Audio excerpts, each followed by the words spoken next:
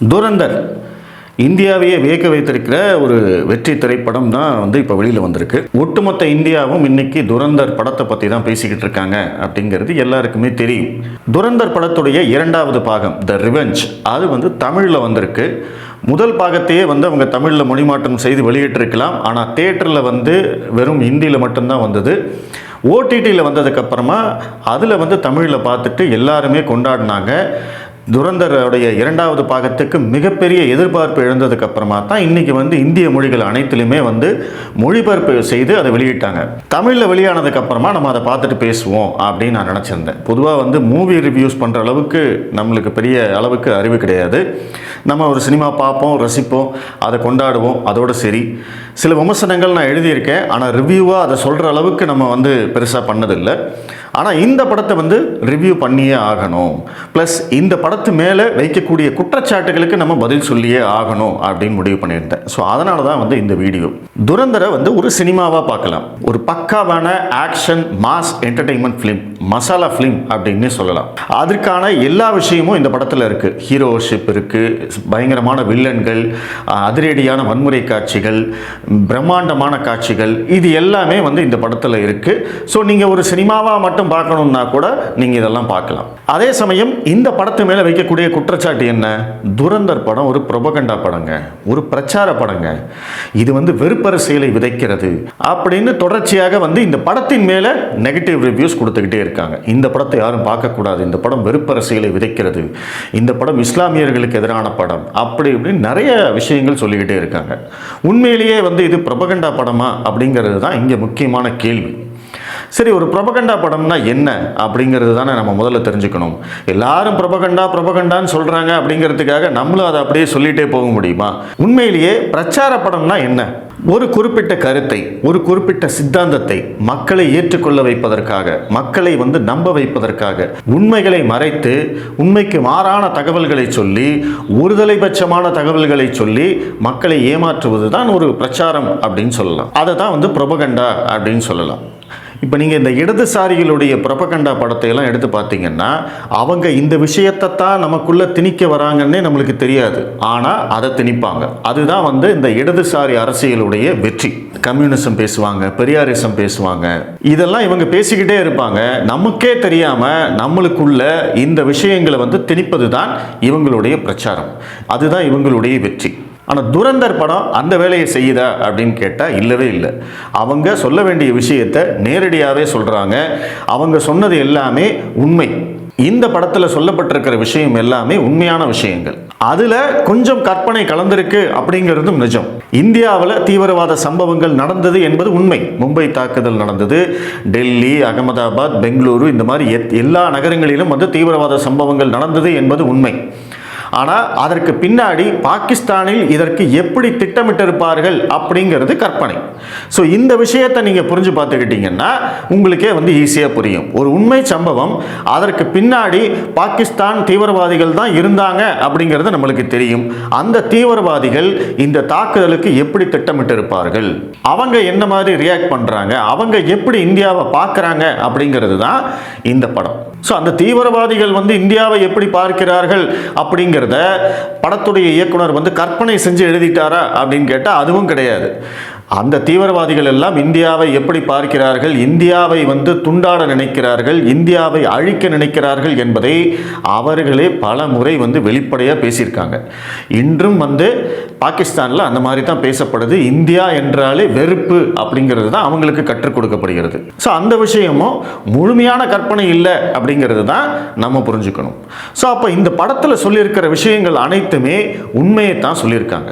அதற்கு நான் நிறைய உதாரணங்கள் சொல்கிறேன். அதற்கு முன்னாடி இந்த படம் இஸ்லாமியர்களுக்கு எதிரான படம் அப்படின்னு ஒரு பிரச்சாரம் செய்கிறாங்க.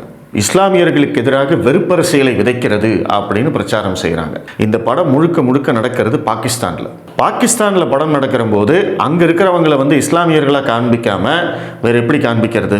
அவங்களை இந்துக்களாக காண்பிக்கணுமா, இல்லை அவங்கள சீக்கியர்களாக காண்பிக்கணுமா? பாகிஸ்தானில் இருக்கிறவங்களும் இஸ்லாமியர்கள் தான். ஆனால் அவர்கள் பாகிஸ்தானியர்கள், அவர்கள் இந்தியாவை எதிரியாக பார்ப்பவர்கள், அவர்கள் இந்தியாவை துண்டாட நினைப்பவர்கள், அவங்கள காமிக்கிற போது இங்க இருக்கக்கூடிய இந்திய இஸ்லாமியர்கள் எதற்காக அவங்களோட நீங்க உங்களை ரிலேட் பண்ணிக்கிறீங்க? அதுதான் இங்க மிக முக்கியமான கேள்வி. இதே பிரச்சனை தான் விஸ்வரூபம் படத்துக்கும் நடந்தது. விஸ்வரூபம் படம் முழுக்க முழுக்க ஆப்கானிஸ்தானில் எடுக்கப்பட்ட படம். ஆப்கானிஸ்தானில் இருக்கக்கூடிய இஸ்லாமியர்கள் அங்க அந்த நாட்டை சேர்ந்த இஸ்லாமியர்கள் எப்படி நடந்துக்கிறாங்க, எப்படி கொலை பண்றாங்க, எப்படி குண்டு வைக்கிறாங்க, இதெல்லாம் காமிச்சா இங்க இருக்கக்கூடிய இஸ்லாமியர்கள் அதை எப்படி நீ வந்து என்ன தப்பா காமிக்கலாம் அப்படின்னு கிளம்புனாங்க. இன்னைக்கு அதே பிரச்சாரத்தை தான் இவங்க முன்னெடுக்கிறாங்க. இவங்க இந்த இடதுசாரிகள் இஸ்லாமியர்கள் இவங்களுடைய எதிர்ப்பிலும் ஒரு அரசியல் இருக்கு. விஸ்வரூபம் படம் முழுக்க முழுக்க ஆப்கானிஸ்தானில் எடுக்கப்பட்டது. ஆப்கானிஸ்தானில் இருக்கக்கூடிய இஸ்லாமியர்களை காட்டப்பட்டது. அந்த படத்தை எதிர்த்து அந்த படத்தை வெளியிட விடமாட்டோம் அப்படின்னு போராட்டம், ஆர்ப்பாட்டம் இதெல்லாம் பண்ணவங்க, கேஸ் போட்டவங்க. இந்தியாவில் இருக்கக்கூடிய இஸ்லாமியர்களை தீவிரவாதிகளாக காட்டிய துப்பாக்கி படத்துக்கு இவங்க போராடவே கிடையாது. ஏன் போராடல? அதற்கு இன்னைக்காவது பதில் சொல்லியிருக்காங்களா? அதே விஜயுடைய பீஸ்ட் படம், அந்த படத்திலும் இஸ்லாமியர்களை தீவிரவாதிகளாகத்தான் காட்டியிருக்காங்க. இவர் பாகிஸ்தானுக்கே போய் தீவிரவாதியை பிடிச்சிட்டு வர மாதிரி எல்லாம் காமிச்சிருந்தாங்க. அந்த படத்தை எடுத்தது யாரு? சன் பிக்சர்ஸ், திமுகவுக்கு மிக நெருக்கமான சேனல். ஏன் அந்த படத்தை எல்லாம் எதிர்த்து இவங்க போராடல? ஏன் அந்த படத்தை எதிர்த்து இவங்க பேசக்கூட இல்லை? அப்போ இவங்களுடைய எதிர்ப்பிலும் கூட அரசியல் இருக்கிறது. இவங்களுக்கு சாதகமான ஆட்கள் யாராவது வந்து இஸ்லாமியர்களை பற்றி படம் எடுத்தால் அதை பற்றி பேச மாட்டாங்க. ஆனால் அதுவே வந்து பாகிஸ்தானில் நடப்பதையும் ஆப்கானிஸ்தானில் நடப்பதையும் வெளிநாடுகளில் இஸ்லாமியர்கள் நடந்து கொள்வதையும் படமாக எடுத்தால் அது எங்களை புண்படுத்தி விட்டது அப்படின்னு சொல்றதுக்கு இங்கே ஒரு மிகப்பெரிய கூட்டம் இருக்கு. இந்த துரந்தர் படம் முழுக்க முழுக்க பாகிஸ்தானை அடிப்படையாக கொண்டதுதான். சுதந்திரம் அடைந்து 75 ஆண்டுகளாக பாகிஸ்தான் நம்மளை எந்த அளவுக்கு காயப்படுத்தியிருக்கு அப்படின்னு நான் சொல்லி நீங்கள் தெரிஞ்சுக்கணுங்கிற அவசியம் இல்லை. எத்தனை விதமான தாக்குதல்கள், எத்தனை விதமான தீவிரவாத சம்பவங்கள், குண்டுவெடிப்பு சம்பவங்கள், இது அத்தனைக்கும் காரணம் யார் என்றால் பாகிஸ்தானிலிருந்து இங்கே ஆப்ரேட் பண்ணக்கூடிய தீவிரவாதிகள். எல்லை கடந்து இங்கே வந்து தீவிரவாத சம்பவங்களை செய்து ஆமாம் அதை நாங்கள் தான் செய்தோம் அப்படின்னு கிரெடிட் எடுத்துக்கக்கூடிய அளவுக்கு இருந்தது அவங்களுடைய அந்த தீவிரவாதிகளுடைய செயல்பாடுகள். 2014 மோடி அவர்களுக்கு முன்னாடி அந்த தீவிரவாதிகளை நம்மளால எதுவுமே பண்ண முடியல. இந்த படத்திலேயே சொல்லியிருக்கிற மாதிரி காந்தகர் விமான கடத்தல்ல நாங்க பார்டர்ல தான் இருப்போம், நீ எத்தனை பேரை வேணாலும் கூட்டிட்டு வா, வந்து எங்களை தொட்டுப்பாரு அப்படின்னு தீவிரவாதி வந்து நம்மளுடைய நாட்டுக்கு சவால் விடும் வகையில் தான் 2014க்கு முன்னாடி நம்ம நாடு இருந்தது. 2014க்கு அப்புறமா இந்தியா வந்து திருப்பி அடிக்க ஆரம்பித்தது.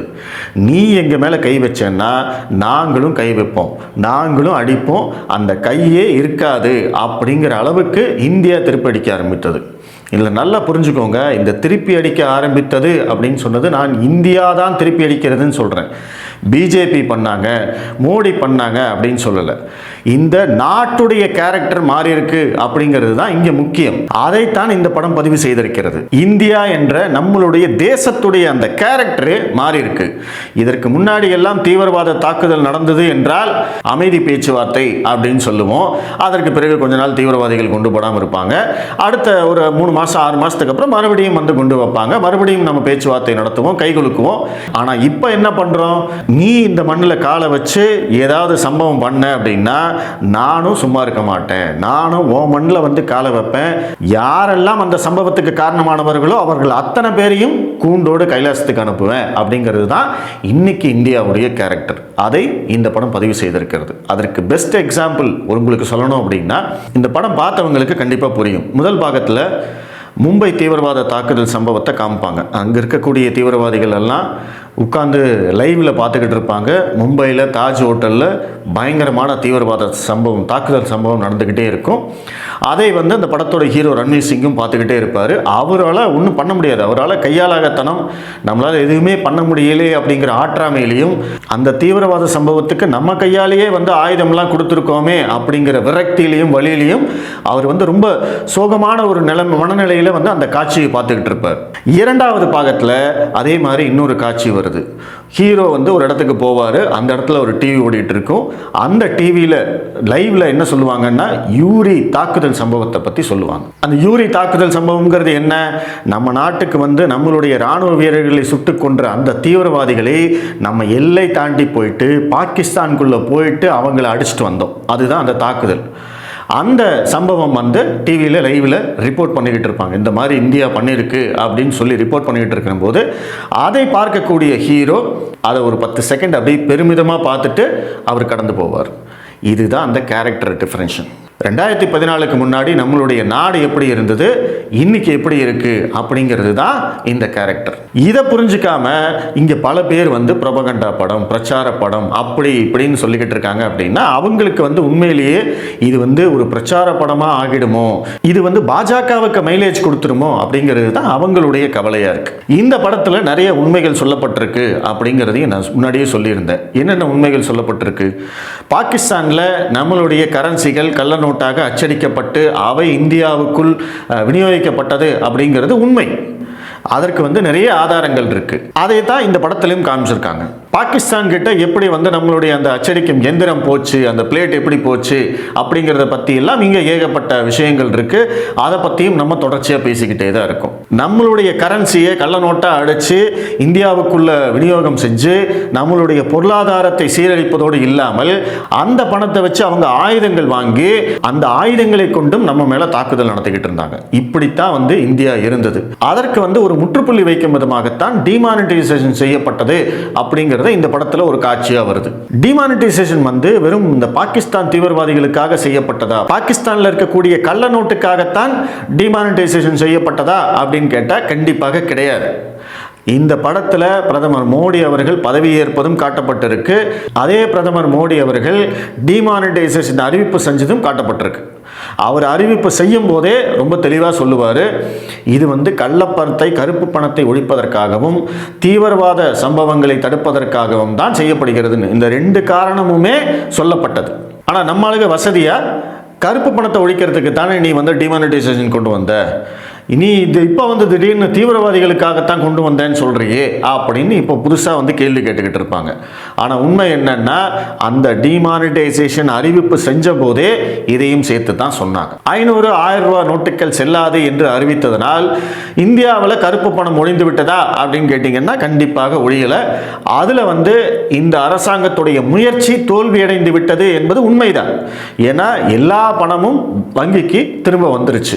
அப்படி வராது அப்படின்னு அரசாங்கம் நினைச்சது, ஆனா எல்லா பணமும் வந்துருச்சு. அது வந்து இந்த அரசாங்கம் எதிர்பார்க்காதது. ஆனா நான் இங்க சொல்லக்கூடியது என்ன அப்படின்னா அந்த டிமானிட்டைசேஷன் அறிவிச்ச நோக்கம், அதை வந்து நம்ம தப்பு சொல்ல முடியாது அப்படிங்கிறது தான் என்னுடைய பாயிண்ட். இந்த ப்ராஜெக்டை பொறுத்த வரைக்கும் கருப்பு பண விவகாரத்தில் அரசாங்கம் எதிர்பார்த்த விஷயங்கள் நடக்கல அப்படிங்கிறது உண்மை. ஆனா அதே சமயம் தீவிரவாத சம்பவங்களை தடுப்பதற்காகவும் இந்த டிமானிட்டைசேஷன் பயன்பட்டது அப்படிங்கிறதும் உண்மை. இந்த டிமானிட்டைசேஷன் அறிவித்ததுக்கு அப்புறமா தான் 500 ரூபா 1000 ரூபா நோட்டுகள் செல்லாது என்று அறிவித்ததுக்கு அப்புறமா தான் இந்தியாவில் எல்லை கடந்த தீவிரவாதங்கள் அந்த சம்பவங்கள் நடக்கவே இல்லை. பாகிஸ்தான்லேருந்து வந்து மும்பைக்கும் பெங்களூருக்கும் அகமதாபாத்துக்கும் ஹைதராபாத்துக்கும் வந்து குண்டு வச்சுட்டு திரும்ப போன அந்த சம்பவங்கள் அந்த மாதிரி எதுவுமே நடக்கலை. இன்னைக்கு தீவிரவாத சம்பவங்கள் நடக்குது அப்படின்னு நான் சொல்றதெல்லாம் எங்க, அந்த எல்லையிலேயே நடந்துகிட்டு இருக்கு. இந்த பத்தான்கோடு, பாலக்கோடு, நம்ம காஷ்மீரில் நடக்கிறது, இது எல்லாமே எல்லை பகுதிகள். அந்த எல்லையை தாண்டி தீவிரவாதிகளால் இந்தியாவுக்குள் வர முடியவில்லை அப்படிங்கிற அந்த உண்மையை நம்ம இங்க புரிஞ்சுக்கணும். இந்த டிமானிட்டைசேஷனால காஷ்மீர்ல அமைதி திரும்பியது அப்படிங்கிறது உண்மைதானே. இதே காஷ்மீர் எப்படி இருந்தது, தினசரி கல்லறி சம்பவங்கள், அங்க இருக்கக்கூடிய இளைஞர்கள் அத்தனை பேரும் வேலை இல்லாம காசுக்காக வந்து ராணுவ வீரர்கள் மேலேயும் போலீஸ் மேலேயும் வந்து கல்லறியறது தான் அவங்களுடைய வேலையாவே இருந்தது. அதற்காக அவர்களுக்கு வந்து பணம் கொடுக்கப்பட்டது. அதையெல்லாம் இன்னைக்கு தடுத்து நிறுத்தியிருக்காங்க. அதை நம்ம தடுத்து நிறுத்தினதுனால தான் 370 சட்டப்பிரிவு நீக்கம் அமைதியாக நடந்தது.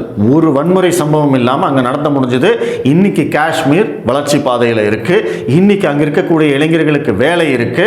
இன்னைக்கு அங்கே வந்து தொழில் முதலீடுகள் வருது, சினிமா படங்கள் எடுக்கிறாங்க, வெளிநாடுகளிலிருந்து அந்நிய முதலீடுகள் அங்கே வருது. காஷ்மீர் வளர்ச்சி பாதையில் இருக்கு. இன்னைக்கு அந்த காஷ்மீர் வளர்ச்சி பாதையில் இருக்கிறத பார்த்துட்டு பாகிஸ்தான் ஆக்குப்பையில் இருக்கக்கூடிய அந்த காஷ்மீர் மக்கள் போராடிக்கிட்டு இருக்காங்க, பாகிஸ்தானுக்கு எதிராக போராடிக்கிட்டு இருக்காங்க.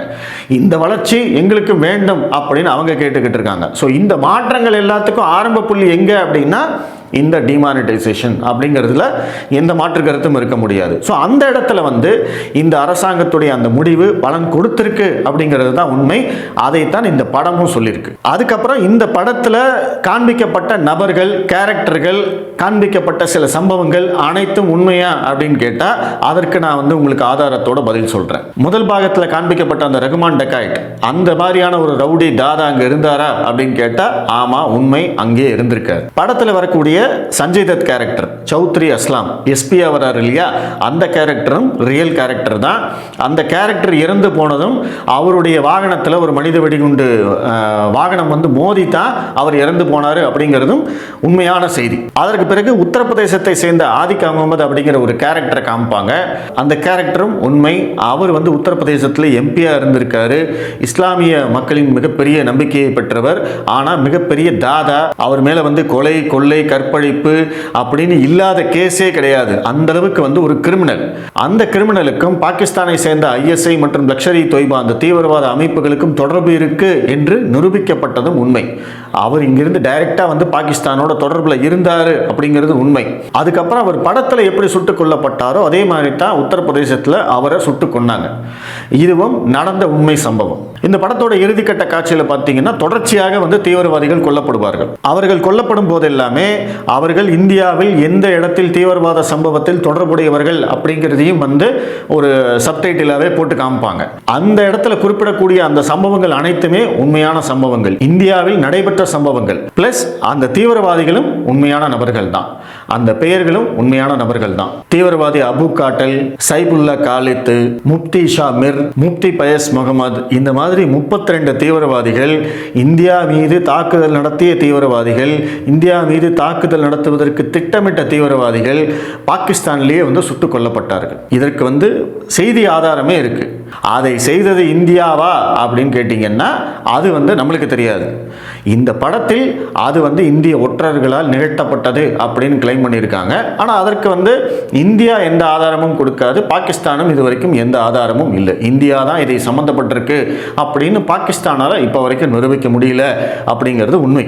அப்போ நான் முன்னாடியே சொன்ன மாதிரி இந்த படம் எதற்காக அப்படின்னா நம்ம தேசத்துடைய அந்த கேரக்டர் மாறி இருக்கு அப்படிங்கிறத நிறைய உண்மை சம்பவங்களோட கொஞ்சம் கற்பனையும் சேர்த்து இந்த படத்தில் காட்டப்பட்டிருக்கு. அதனால தான் இந்த படம் எல்லோர்களும் ரசிக்கப்படுகிறது. இந்த படத்தை நீங்க வந்து பிஜேபி கண்ணோட்டத்தில் நீங்க பார்க்கணுங்கிற அவசியம் இல்லை. நம்மளுடைய நாடு நம்ம என்ன பண்ணிக்கிட்டு இருக்கோம், நம்ம நாடு இன்னைக்கு எப்படி திருப்பி அடிக்குது, நம்ம நாடு எப்படி தீவிரவாத சம்பவங்களை கட்டுப்படுத்துகிறது, எப்படி நம்ம நாட்டில் வந்து தீவிரவாதிகளே இல்லாத ஒரு நிலைமைக்கு நம்ம போயிட்டு இருக்கோம் அப்படிங்கிறத பற்றி இந்த படம் எடுக்கப்பட்டிருக்குன்னு நீங்க தாராளமாக பார்க்கலாம். அது நம்மளுடைய பெருமை. நம்மளுடைய ராணுவம், நம்மளுடைய காவல்துறை இவங்கெல்லாம் சேர்ந்து தான் இந்த விஷயத்தை செய்யறாங்க அப்படிங்கிறத பார்த்தாலே போதும். இது வந்து அரசாங்கத்துடைய ஒரு முடிவாக இருக்கலாம். ஆனால் செய்யறது யாரு, அங்கே களத்தில் நின்று போராடுறது யாரு, அவங்களுக்கு நம்ம சல்யூட் அடிக்கிறதுல எந்த விதமான தப்பும் இல்லை அப்படிங்கிறது தான் என்னுடைய கருத்து. அந்த இடத்துல வந்து நீங்கள் ப்ரொபகண்டா, பிரச்சாரம், பிஜேபி, ஆர்எஸ்எஸ், இந்து இதெல்லாம் பார்க்கணுங்கிற அவசியமே கிடையாது. அந்த இடத்துல அவர் யாருக்காக நிற்கிறாரு, இந்துக்காக நிற்கிறாரா, பிஜேபிக்காக நிற்கிறாரா, இல்லை இந்தியா அப்படிங்கிற நம்மளுடைய தேசத்துக்காக நிற்கிறாங்க. அவங்களுக்கு நம்ம சல்யூட் அடிக்கிறோம், நம்ம ஜெய்ஹிந்த் சொல்கிறோம், பாரத் மாதா கி ஜெய் சொல்கிறோம். இதெல்லாம் சொல்கிறதுனால வந்து அது வந்து பிஜேபிக்கு ஆதரவான படம், பிரச்சார படம் அப்படின்னு நினச்சாங்கன்னா அதை விட ஒரு பெரிய முட்டாள்தனம் இருக்கவே முடியாது. அதனால் இதை வந்து பிரச்சார படம் சொல்கிறவங்களுக்கு உள்நோக்கம் இருக்குது. இந்திய தேசத்தை நேசிக்கக்கூடிய இஸ்லாமியர்கள், இந்திய தேசத்திற்கு விசுவாசமாக இருக்கக்கூடிய இஸ்லாமியர்களுக்கு இந்த படம் நன்றாகவே புரியும், அவங்களுக்கு பிடிக்கும். ஆனால் இந்தியாவிலேயே இருந்துக்கிட்டு இந்திய தேசத்துக்கு எதிராக செயல்படுவது, இந்திய தேசத்தை வந்து அவமானப்படுத்துவது, இந்திய தேசத்தை பற்றி தவறாக பேசுவது, இழிவாக பேசுவது, இந்த தேசத்தை எப்படியாவது துண்டு துண்டாக பிரித்துவிட வேண்டும் அப்படின்னு நினைப்பவர்களுக்கு இந்த படம் கண்டிப்பாக வந்து பின்னாடி வந்து பச்சை மிளகா வச்ச மாதிரி கண்டிப்பாக எரியத்தான் செய்யும். அதுக்கு வந்து நம்ம ஒன்றும் பண்ண முடியாது.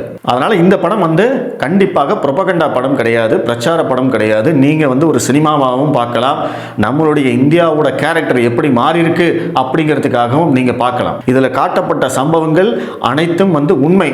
அதில் கொஞ்சம் கற்பனை கலந்திருக்கு, சினிமாவுக்காக கொஞ்சம் கற்பனை கலந்திருக்கு அப்படிங்கிறதும் நிஜம். அதையும் நான் ஒத்துக்கிறேன். வேணா இப்படி சொல்லலாங்க, இந்தியாவிலேயே பாதுகாப்பாக உட்கார்ந்துட்டு இந்திய தேசத்துக்கு எதிராகவே பேசக்கூடிய தேச விரோதிகளுக்கு எதிரான ப்ரொபகண்டா படம் அப்படின்னு வேணா சொல்லலாம். மற்றபடி இது வந்து இஸ்லாமியர்களுக்கு எதிரான படமும் கிடையாது, இங்க வந்து ஆளுங்கட்சிக்கு ஆதரவான படமும் கிடையாது. இது வந்து இந்தியாவுக்கு ஆதரவான படம், இந்திய ராணுவத்துக்கு ஆதரவான படம், நம்மளுடைய ராணுவ வீரர்களை, அவர்களுடைய தீரத்தை, வீரத்தை போற்றும் ஒரு படம் அப்படிங்கிறது தான் உண்மை.